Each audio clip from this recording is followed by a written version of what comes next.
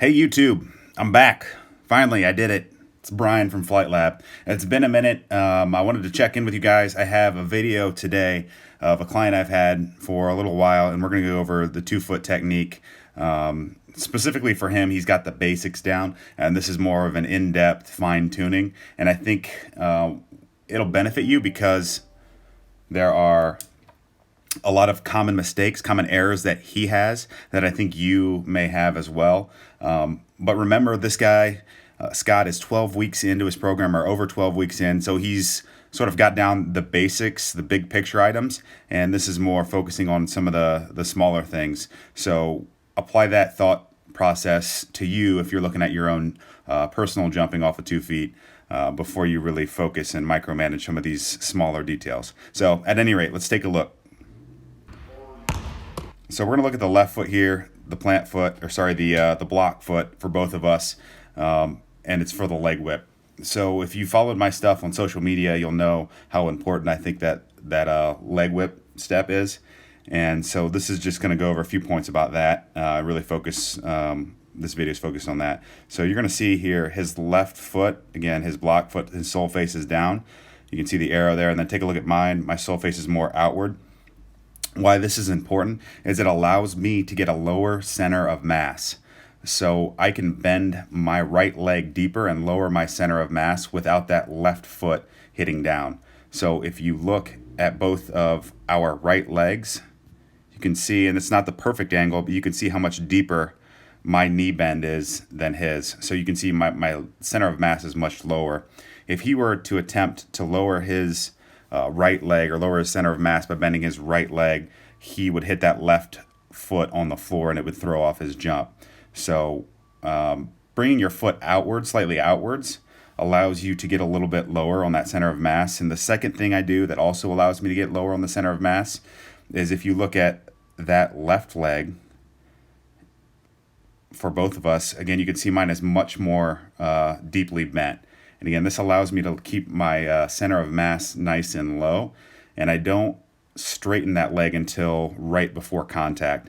So you can see Scott's leg on the left is almost completely extended, where my knee is nice and bent, again, allowing me to get nice and low, bending that right knee, getting a low center of mass without hitting that left foot to the floor. So you'll just see that as right before I touch the ground, you'll see I extend right at the last moment and then plant. So keeping it going with the left foot, this is right before touchdown. You look at the ball of his foot, it's higher off the ground. The ball of my foot is nice and low to the ground. This is kind of a follow-up to the last edit or last clip I just showed you. It allows me again to keep that center of mass low. And then it also allows me just sort of the natural mechanics to stick that left foot or that block foot into the ground and efficiently transfer momentum. All right, sticking with the left foot again, remember this is the leg whip that we're focusing on. We're going to look at right before and at touchdown. You look at his left foot, Scott's left foot, and you'll see it goes straight down. So there you see it go straight down. And if you take a look at mine, my foot's going to move outward until it grabs the floor. So take a look at my left foot. You're going to see it almost looks like it's sliding on the floor. It's really not, but it's really low to the floor. And then it ultimately grabs the floor. When it grabs the floor, that's when you're going to hear the squeak. So your shoe squeak should happen right at that point. It'll be your block foot. For me, it's the left foot. And you'll know that that squeak is just indicative of a really good grip with your shoe, and ultimately shows that you're grabbing the floor. So the reason all of this is important is as we approach the basket, both Scott and I, we have momentum generated to our right or towards the baseline. And our goal is to deflect as much of that horizontal momentum to the vertical plane as we can. That'll really allow some lift on our vertical. So Scott isn't going as fast, so he has less horizontal momentum, and also his center of mass is really starting to travel over that left foot. My center of mass is kind of behind that left foot, and because of that, when I stick that left foot into the floor and it grabs, I really deflect a good percentage or a higher percentage of that horizontal momentum to the vertical. And again, deflecting that momentum is ultimately what's going to really propel you to jump higher on the vertical jump.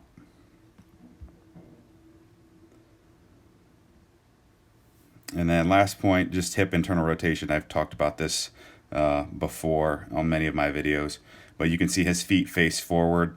Doesn't have any internal rotation. If you look at my toes, I don't have an arrow for them, but you'll see that they're definitely pointed more inward. The hips are internally rotated, and really that's just a byproduct of a great leg whip step. So if you do it correctly, you'll see that your feet sort of naturally point in a little bit. So that's all I had for today. Hope you learned something. Comment, like, and post below, and we'll see you next time.